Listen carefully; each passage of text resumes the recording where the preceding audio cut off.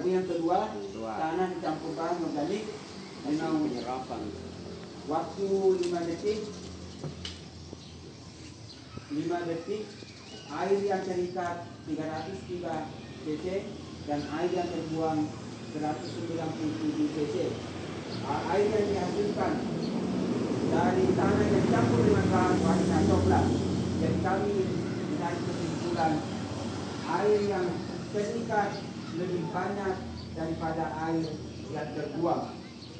Adapun tes uji cobanya yang ini Pak Bu, warna coklat. Lanjut, tanah yang dicampur pasir dengan waktu 7 detik, air yang terikat dalam waktu 7 detik yaitu 136,4 cc dan air yang terbuang 363,6 cc. Jadi air yang dihasilkan dan berwarna bening. Jadi kami menyimpulkan bahwa yang terikat lebih sedikit daripada air yang terbuang. Adapun warna airnya ini Pak Bu, air yang dihasilkan tanah yang dicampur pasir untuk menguji kemampuan mengikat air. Lanjut, aerasi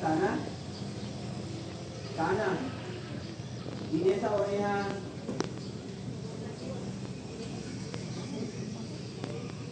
kebebasan udara turun dalam 46 menit. Kondisi gembungnya kecil, sedikit dan lambat. Sama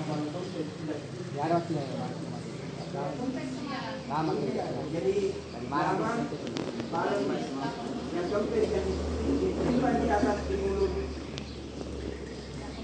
di aqua itu bisa diprediksi 24 jam. Jadi kesimpulannya dari kami dalam waktu 1 menit menghasilkan gelembung besar, cepat dan banyak. Jadi kami bisa menyimpulkan bahwa sirkulasi udara dalam tanah lancar dan berongga. Oh ini tidak begitu. Ini kalau perubahan kemarin ya? Tidak ada perubahan. Kosong. Tanah dan pasir. Artinya apa Pak? Kalau dia itu tidak kempes-kempes ya? Ya. Tapi tidak ada padat ya itu. Artinya rapat Pak. Tidak ada rongga udara. Ya, tanahnya itu rapat. Rapat. Tidak ada rongga udara yang kedua. Tanah dan pasir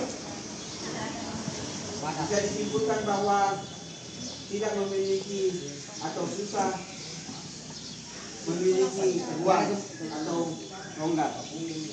Bernapasnya nggak ada Pak. Tidak ada napas, sesak napas ya. Ini beratnya berhenti napas. Bagus atau tidak? Atau positif atau tidak? Itu ada penjelasannya di sana.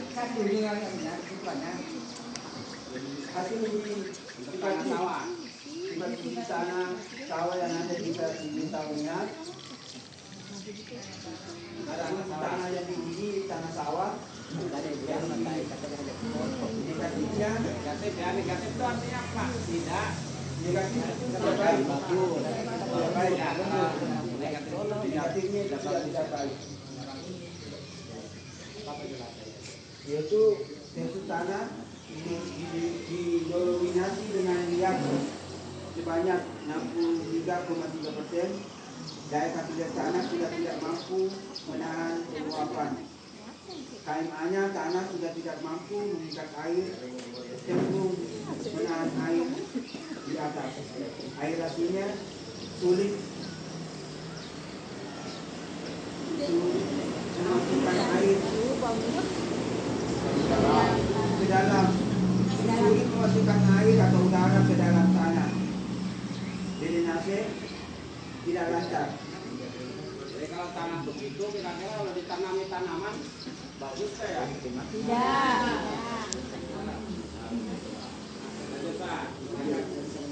Jadi tanah sawah ini dicampur dengan bahan organik sesuai dengan praktek yang kami lakukan. Hasilnya positif.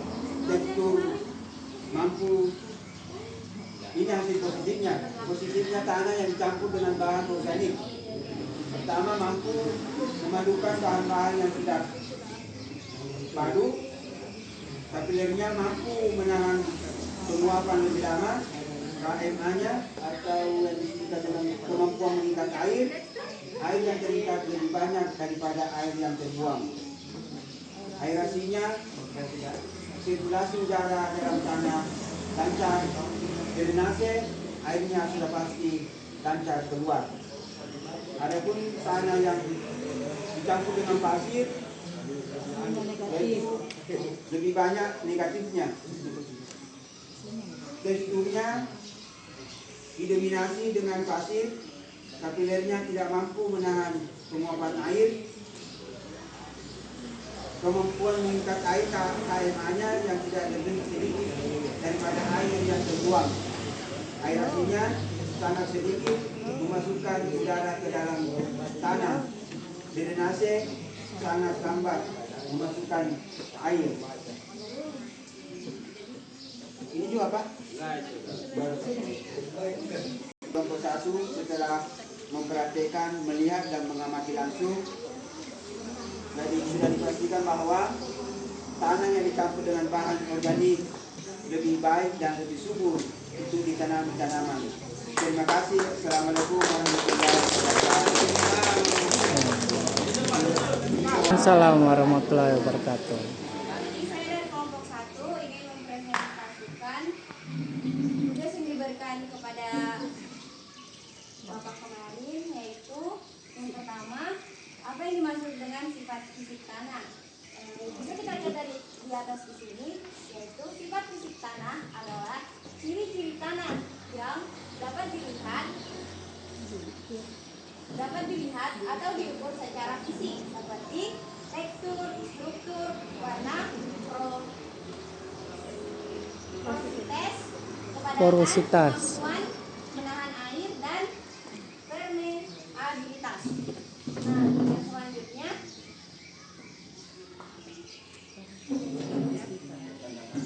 apa saja isi sifat fisik tanah. Nah, kita bisa dapat lihat di sini. Yang pertama itu ada tekstur tanah atau perbandingan pasir, debu, dan minyak. Yang kedua, struktur tanah seperti susunan partikel tanah. Nah, yang ketiga, porositas, yaitu banyaknya ruang atau void tanah. Nah, yang keempat, permeabilitas, di mana yaitu adalah kemampuan air untuk melewati tanah. Dan yang terakhir, konsistensi, yaitu tingkat lakat atau gembur tanah. Nah, yang ketiga, apa peran bahan organik dalam tanah? Nah, kita bisa dapat lihat di sini, adapun peran bahan organik dalam tanah yaitu berperan untuk memperbaiki struktur tanah, meningkatkan daya tahan air, menambah unsur hara, meningkatkan aktivitas mikroorganisme, dan membuat tanah lebih gembur dan subur. Nah, yang terakhir, apa yang harus dikembangkan untuk memperbaiki sifat tanah? Adapun yang harus dikembangkan untuk memperbaiki sifat tanah yaitu penambahan bahan organik, pengelolaan lahan yang baik, penggunaan mulsa, rotasi tanaman, dan pengelolaan pemadatan tanah. Pencegahan pemadatan tanah. Baik, itu saja dari kelompok kami. Lebih dari kurangnya mohon dimaafkan. Assalamualaikum warahmatullahi wabarakatuh.